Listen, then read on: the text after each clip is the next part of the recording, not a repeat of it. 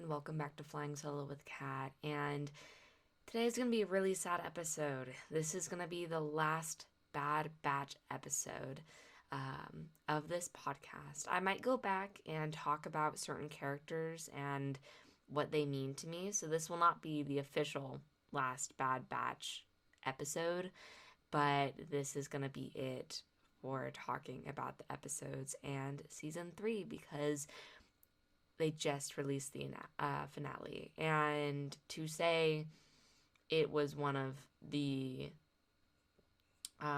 better finales of a show was very well done.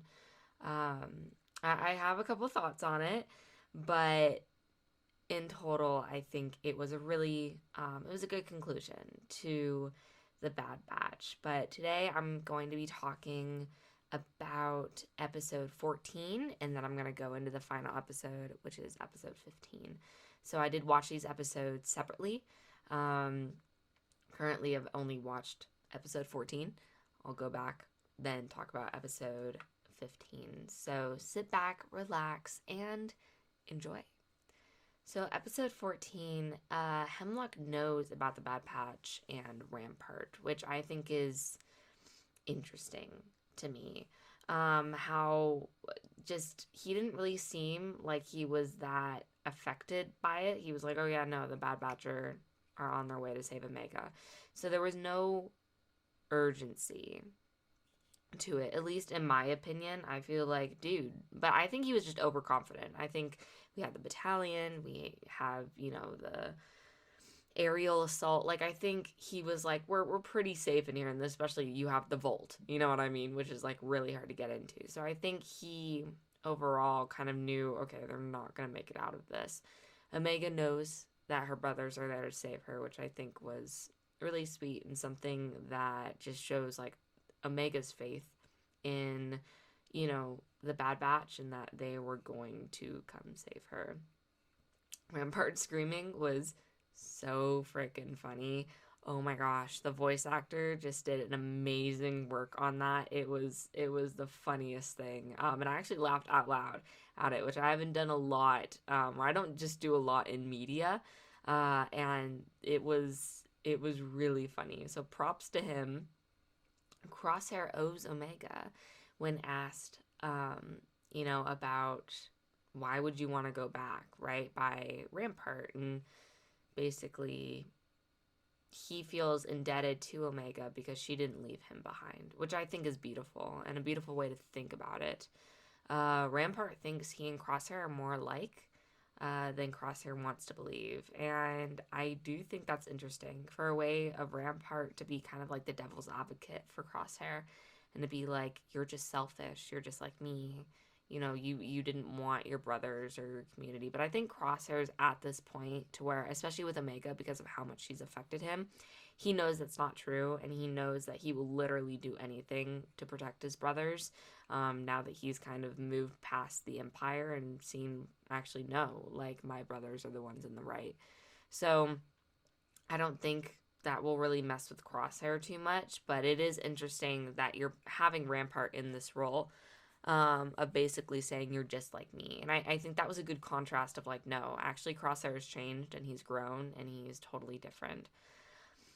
I know I shouldn't like Rampart, and there's been a lot of discussion about this on Twitter, but he is so funny and just so pathetic. And this is kind of my MO. I love pathetic men, but especially in Star Wars. And when you put pathetic fascists on screen, it's how George Lucas wanted it. It's funny, it's stupid. You don't like them, but at the same time, like, they're not like, they don't rub you the wrong way. It's fine to watch them. And I love media that's like that, to where I can still not like a character but have them be enjoyable to watch, which is good, and I love that. At the same time, I think like last episode when I talked about the Bad Batch, I brought up the whole Rampart thing, and then we got into all of the Imperials and liking the Empire as a, liking the Empire in media as in, liking, you know, the Nazis. You know what I mean? So there's definitely a difference. These are fictional characters. This is a fictional government. And I think, for one, people should like what they want to like. I think that doesn't really matter. It's fair to be mad that some people like Rampart because of everything he did to, Crosshair and the rest of the Bad Batch, but he's pathetic and he's funny. And I love seeing him come from this basically being a very high ranking Imperial to having nothing. And I think that's really interesting, and them kind of doubling down on it is really funny and totally worth it. So I enjoy him. I love him. I don't know what's going to happen to him in the final episode, but I really enjoyed him in this episode. We finally get to see the Zillo Beast. I kind of knew it was coming. I started theorizing probably like a couple days before this episode came out, mainly because of, I think it was something that Kenner Music tweeted about the Bad Batch, that I was kind of like, okay, this is giving Zillo Beast vibes. Probably not. I feel like it was just some random tweet that I saw. But I was like, I do wonder if we're going to see the Zillo Beast. And of course, in episode 14, we did. Mega gets to see him for a split second. I love how, I know Dave isn't really a full-fledged writer on this, but I love how the writers are incorporating a lot of the Clone Wars stuff into the show, because truly that is so important, right? Because Bad Batch ties in with Clone Wars so much that it would be kind of stupid not to kind of, reestablish some of those things, especially with Asajj Ventress, and now we have the Zillo Beast. I think those were really important questions that, episodes. Now, granted, Ventress was in more episodes in Clone Wars than the Zillo Beast was, but there's still so many questions around them that it's good to see them in other media, that we get those answers to them. So it was good to see old Beastie Boy. It was great.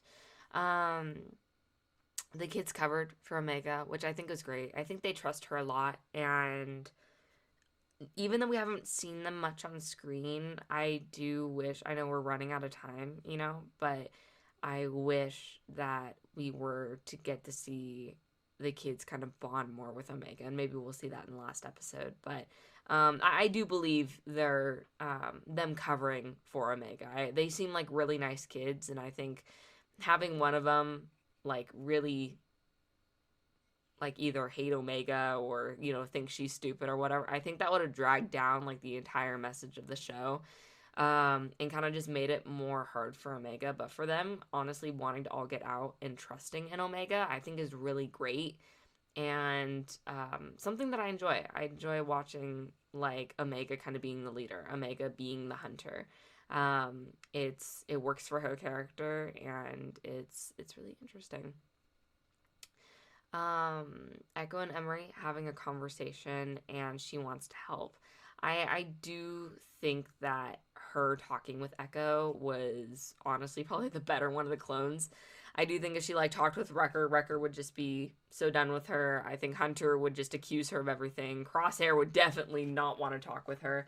So I think Echo kind of being there, and kind of questioning her in a way to where she understands where he's set, and I think that was well done, and their entire conversation seemed really genuine. And I think Emery just needed that push to be like, oh, okay, now I have a chance to help these kids, because we can even see in the last couple episodes she has not been enjoying watching these kids. The only reason that she wanted to take technically Lama Sue's job was because so she can get closer to the kids and try to help them. And I think that Emery is good at heart. She just needs that little push and that support that I think she's finally going to get. My theories for, now granted, remember, I haven't seen the final episode, so my theory for the final episode is going to be that Omega is going to ride the Zillo Beast like Boba Fett did with the Rancor in Book of Boba Fett. I have yet to talk about that show, but that is one of my favorite scenes, and I think one of the coolest scenes in all of Star Wars, where Boba Fett just rides on the Rancor and just basically you get like a King Kong kind of reference to. Oh, that show is so good and so bad in so many ways, and I love it. Um, I think Omega's gonna do that with the Zilla Beast. I do think that the Zilla Beast is gonna be the thing that's gonna basically get them out of there. I I don't know if anyone's gonna die. That's a hard one. I feel like mm, I feel like if anyone's gonna die, I feel like it might be Crosshair. I don't want to say that, but I feel like it might be. But other than that, yeah. So I'm gonna go watch the final episode, and y'all are gonna hear my thoughts of it in 2 seconds. So I just finished watching the final episode of The Bad Batch, and wow. Wow, wow, wow. I did not think it was actually going to be that good. Which I don't know why. Star Wars already always knocks it out of the park. So I wasn't, I wasn't completely caught off guard, but at the same time, I was delightfully surprised of how it ended. I'm going to try to go through this fast because there's a lot to cover. But first, how the episode started off with like creepy, sad music, I was like, oh shit, here we go again. It was like really scary. It's like, okay, he was gonna die. Rampart was captured, which I was like, great. Emery admits that she was wrong and wants to do the right thing to Echo. So she basically teams up with Echo in this final episode, and I love that. And I feel like Emery was actually being useful and a character that I was finally interested in. And especially Echo, too, because Echo, I feel like he always gets kind of snubbed or, pushed under the rug. And I liked that he had a purpose here in, doing what his plan was and freeing all the clones. Um, Omega hijacks the droid and injects it with the evil doctor. Thank God. I was like, hey, how are they gonna do that? I do think it was a bit too easy, but at this point I just want the kids to get out of there. Like I'm like, just go. I don't care. Um they're finally using the damn tunnels that Omega set out for, thank God. And of course, Omega freezes Zilla Beast. I wasn't a big surprise. I did think the Zilla Beast was going to have more of an impact. I mean, I think without the Zilla Beast, they wouldn't have gotten out of there. But I do think I was really wanting that Book of Boba Fett Omega, riding on the Zilla Beast, which is, it's fine that that didn't happen because the Zilla Beast seemed pretty pissed anyway. But him just like kind of tearing up the facility and then just leaving, I was like, okay. Um, Crosshair wants to like sacrifice himself. I mean, the Bad Batch or Clone Force 99, which was when I refer to Clone Force 99, I mean Wrecker, Hunter, and Crosshair. Echo's off doing his own thing with Emery, but Clone Force 99 like got beat up in that forest and they were already like not doing great, and Hunter and Crosshair were like, I don't know if we can do this, guys. Of course Hunter wanted to stay together, but Crosshair was like, he truly wanted to sacrifice himself, and of course Plan 99 is, committing the old Plan 99. And so that was like really sad, but they all go in together, and Hunter and Wrecker like, we're not gonna leave you. And I felt that was something that was special. And truly shows their support for Crosshair, and Crosshair's support for him, or for them. Um, Hemlock's secret lab, the Inquisitor clones, which I will probably talk about at a later date or once I understand what's going on, is that Project Necromancer? Is that the early stages of Project Necromancer? Um, you know, I don't quite know. It looks like they were like designed as kind of like Inquisitor clones with different weapons and different helmets. So that was the vibe I was getting, especially because they were all in black. Um, yeah, I think that's Project Necromancer, but then at the same time, Lama Su, refers to Omega's test blood samples as Project Necromancer. So is those two things, are they very connected?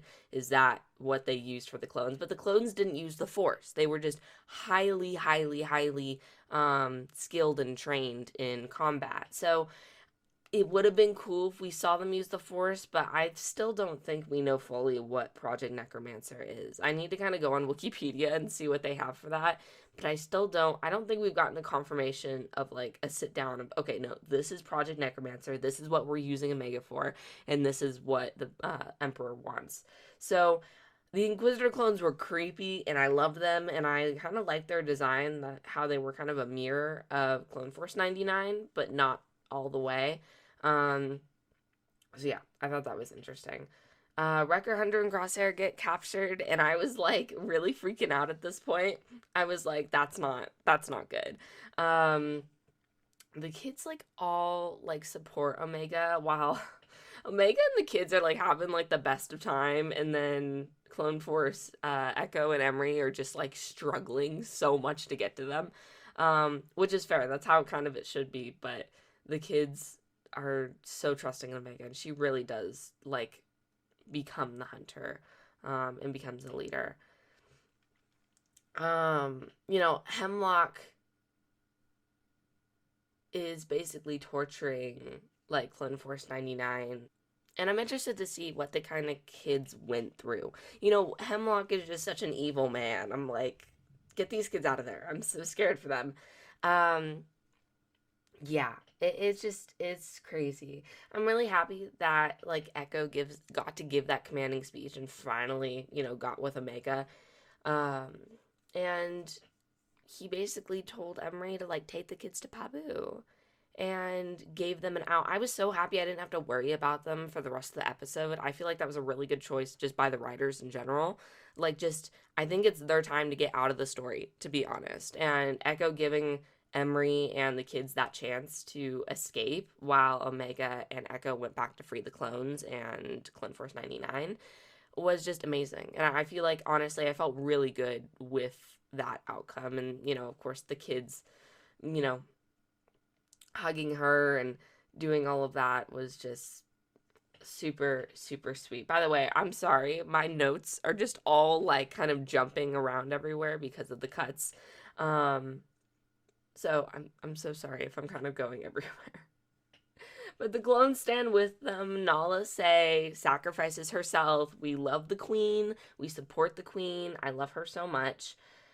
Um, now I will talk about Rampart while we're on the Nala Se. I, as I said, earlier this episode, I liked Rampart. I love when Imperials are pathetic and whatever. But I'm happy they kept him a villain. And I'm happy that he in turn didn't change and that he basically wanted to bargain back into the Empire, which is why the Empire has such a chokehold on, everyone that supports him. And I found that was really interesting. It was something that a lot of times Star Wars doesn't do. What they probably should have done with Hux is keep him a villain. Am I happy that he's the spy? Absolutely, because that gives me way more opportunities to work with him, in a story setting. But with Rampart, I feel like it was kind of, purposeful. He was never a good person. He never would be. I did think he was going to change, but that's just because I'm super naive. So, um, I'm happy that Lama Su, or Lama Se, blew him up. 1000%. I think he deserved it, and go off, Queen. Do it. Tarkin calls Hemlock, and Tarkin's pissed. I think this was like the way, like once Tarkin kind of heard, like, oh, okay, like Project Necromancer's not doing good, like let me get on that. And I just throughout this episode, I think Hemlock is not concerned as much as I want him to. Um, he's just very, very, very overconfident, and I feel like, I mean, that complements his character quite well. But when you're watching it, it's almost like, dude, like I would be freaking out at this point. Like Tarkin's freaking coming to see how much we've messed up. Um, so it's interesting that he still finds himself, um, valuable to the Empire. And I feel like that's where a lot of people are, right? They will do anything. So their value, shifts. And that's why at the end he goes for, Omega. And she gets, yeah, so Omega gets captured. I was really mad about that. Wrecker, Hunter, and Crosshair break free, which I was kind of sad about. Now, okay, I when Hemlock was torturing them, I thought, okay, he's gonna put the chips back in their head and do all of that. Now, granted, I don't know if we had that much time for it in the actual story or just in the entire episode because, for one, lore wise, I guess, how long does it take for the inhibitor chip to, like, that entire process? How long does that take? Two, because their inhibitor chips were already broken, could they have gotten new ones? I don't know if that was possible or not. And then for real life reasons, this episode was only, I think, 45 minutes, which I was a little sad about. So I think if we had one extra episode, we could have gone that route and the writers could have done that. But I think it's just a missed opportunity. I'm not really mad about it, but I do think that would have been really cool.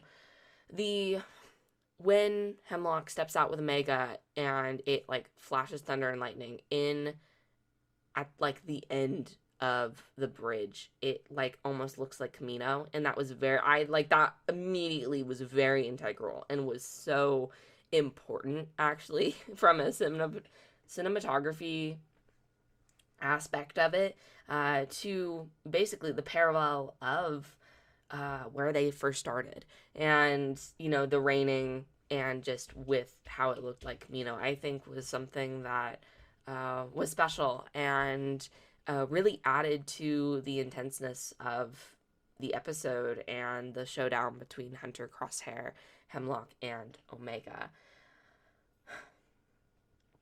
Basically, the fact that Hunter and Crosshair trust Omega so much, like she has grown so much within just this episode, but since they even saw her, it's honestly crazy. And it's something that it feels so rewarding after watching the show for 3 seasons that they're finally like, no, she could do this. She's literally gotten out of this prison and, she is capable enough to do this. So, of course, finally, thank God, they both kill Hemlock. I think that was, having the dads kill Hemlock, I feel like that was really, really beneficial. That hug, if you have not already seen it, just go on Twitter. Everyone's posting about it.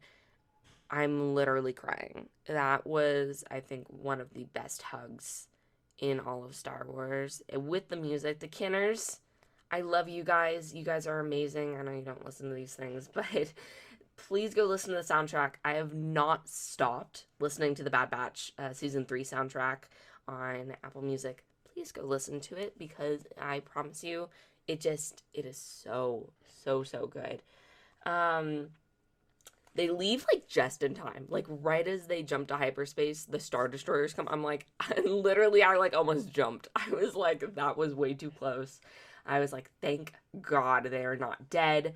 Um, yeah, Tarkin's like not happy, and Palpatine is probably pissed, but Necromancer is on hold. And guess what it's on hold for? Project Stardust.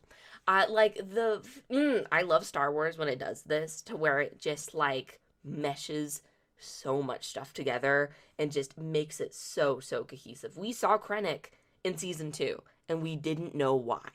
Why did we see Krennic in season 2? He never showed up again, and like we were all delulu and really didn't connect the dots that, oh wait, no, they're already starting to plan the Death Star. Like this is the planning phases of the Death Star. We are almost getting to Rogue One. Granted, Rebels would be first, but then we do Rogue One, then we get a New Hope. And just the consistency and the cohesivity of Star Wars is so special to me. And once he said Project Stardust, I was like, let's frickin' go. I was so, so happy. Um, and of course that works out for Tarkin, right? He's like, no, we'll put all these funds to project, to upgrade my project. And I think that's something that a lot of people, miss as well. I mean, the Emperor had so many projects going on. It wasn't like he was just doing two or three. Like, and I think of how many of them fail and then how many of them basically start funding other projects. It's really interesting to me of just like the interwoven pieces of the Empire is so interesting. So Project Necromancer on hold. We only hear about it from, that Brendel Hux is leading it basically at the end of Mando season 3. So I'm interested to see how much Project Necromancer's changed, how much Palpatine changed with Project Necromancer. Will it tie back into Omega because she's a part of the rebellion now? And I think that was such a good choice. I think especially that we met Hera in, I think it was either season 1 or season 2 when they were on a mission. I think it's so, I mean, yeah. It makes so much sense. And it's her own little thing that, you think of Clone Force 99 in total and you didn't really have a set pilot. I mean, Echo or Hunter kind of did it, but it wasn't, not one person, oh, okay, you're the flight specialist. So I think Omega taking on that flight path and being a, a captain of a ship, like, so freaking cool. And I love that. A lot of people are wondering if she's going to show up in Rey's New Jedi Order. I want her in Book of Boba Fett so bad. Please, please, Disney, give us a season 2 and literally have Omega there talking with Boba Fett. I would die. Please. I really want that to happen, and I think that's great. Emery going to help Echo to rehouse the clones and also talk with Rio Churchy. She gets name dropped again, so I don't think this is the last time we're gonna see of her. Oh my god, can she show up in Endor? Like, please, let her show up in Andor. Let her be there. I actually think she would have a really good conversation with Mon Mothma or even Lutheran about the clones, and I feel like that would be so freaking cool. So I'm happy that she's not gone away, that she's still very an integral part, and I wonder how much more information we're gonna get on her. Omega gets to choose who she wants to be. Like that was the big thing, because I think she was so focused on what does the M count mean. Am I force sensitive? Who am I to this team? And the fact that she gets to choose now, it's like clones never got that choice, and she gets to truly choose what she wants to do. It was really special. Omega all grown up and Old Hunter. I think those character designs are done so well. Shout out to y'all people. Just amazing stuff. And I was smiling the entire time. I also crying. Very much crying. I was definitely crying. Y'all know me. But we were getting a Star Wars happy ending. Granted, we lost a lot of people on the way. R.I.P. Tech. But it made me feel good, and I did not think that the finale was going to do that. I thought, okay, they're going to die. Omega's probably going to go off, fight whoever, go on this, vendetta mission. And I was happy that the writers knew what story they wanted to tell and knew basically what theme they wanted to show, and that was family. And I'm glad that they kept that all throughout the seasons and even till the end, because it's really easy to just, kind of subvert people's expectations and go, oh no, we're doing like Dark Omega and she's, gonna be, traumatic and whatever. But the fact that they kept the family aspect, that she grew up on Pabu with Hunter, Crosshair, and Wrecker, and now she wants to fight for the rebellion. She wants to do something, is so noble. And so Omega. So Omega. The Hunter Omega goodbye, where he's just like talking to her, it was beautiful. It was done so well. The backdrop, cinematography, again, music, Jesus, it was so good. It was so good. The tech goggles when she gets on her ship I believe it's the Marauder, correct me if I'm wrong, but just, they never forgot about tech. I also, in this episode, or I think it was actually last episode when I talked about it, but, Crosshair basically said, um, you know, or yeah, Plan 99 died with tech, right? So I like that they didn't just, oh yeah, no, we kind of forgot about tech. Like, tech is still very present in their lives. And I feel like I'm glad that they didn't just forget about him, and that, he will definitely be in the Force with all the other clones. You know what I mean? And he's definitely looking over Omega and the rest of Clone Force 99. The clone theme ending and Omega's theme meshing together. I have listened to that little snippet of the Kenner music like all day yesterday. It wasn't even funny. I mean, it was done so well with so much emotion and really added on to this final episode of The Bad Batch. Was it the perfect finale in a long time? Perfect's kind of pushing it, but I think the best finale that we've gotten. I think Clone Wars Season 7 tops it just a little bit. I think the Ahsoka ending was good. They always do so well with like finales. I don't know why I was concerned. Um, I don't think it wanted me wanting more. Like, not from like the Bad Batch or Clone Force 99.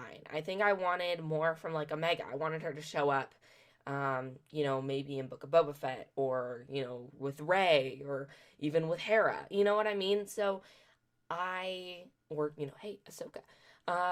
She I wanted more from her, but I felt like the series as a whole was very conclusive and done. There's still a lot of things we don't know. Who are the Inquisitor clones? What truly is Project Necromancer? Why? Well, okay, we know why Tarkin was kind of all over it because he wanted funds for Project Stardust. But what was Palpatine's true plan? How does Snoke tie into this? Will Omega ever be safe? Where's Asajj Ventress? How does she play into that? Will Clone Force 99 ever, quote unquote, survive? As long until Book of Boba Fett, or even the Final Order battle, will, we be able to spot them in the little mesh of ships in Rise of Skywalker. There's still a lot of answers that we don't know. But I do think that this finale was very conclusive and very well done. So my props to the Bad Batch team. Y'all are amazing. I'm really excited for Tales of the Empire that actually just released yesterday. And I will probably be doing a video on that maybe this week. Maybe.